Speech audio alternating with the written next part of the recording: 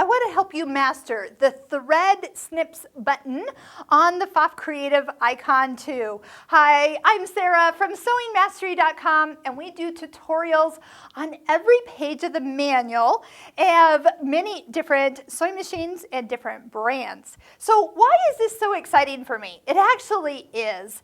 You will find that by knowing when to touch this button to give you you're going to learn that when you touch this button at different times of your sewing, you will actually get 2 different results.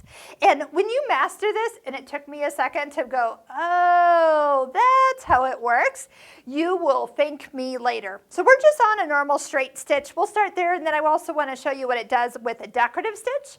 So let's just say we're starting out, we're sewing, and if you stop sewing, it's very easy that when you touch that button, it's going to cut your thread, both the needle thread and the bobbin thread, and lift the foot up. So that is what it's designed to do. Pulls those threads to the back, cuts them off for you. Yes, there is a little tail here, but it's usually sufficient for what you need. And you will notice that there is no bobbin thread coming up to the top. You only have one thread left visually that you see when you use the thread snips. Now, here's another way to use it.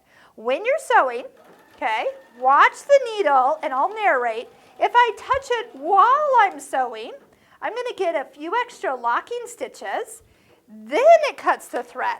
So how awesome is that? So now I don't have to worry about these stitches coming undone. So before it's stitched, as soon as I touched it while I was stopped, cut the thread. That's it.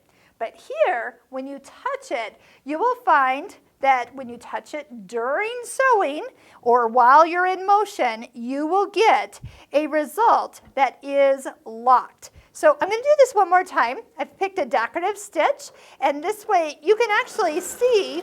I'm going to just pretend like I'm sewing a row of decorative stitches, but I'm going to reach up and touch that scissor button.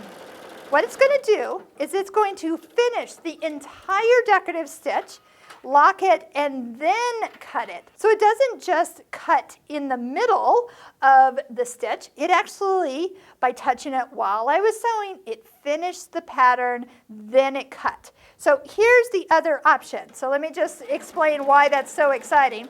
Because if I just stop in the middle of the pattern and touch the scissors, you will see that it leaves me with half of a stitch.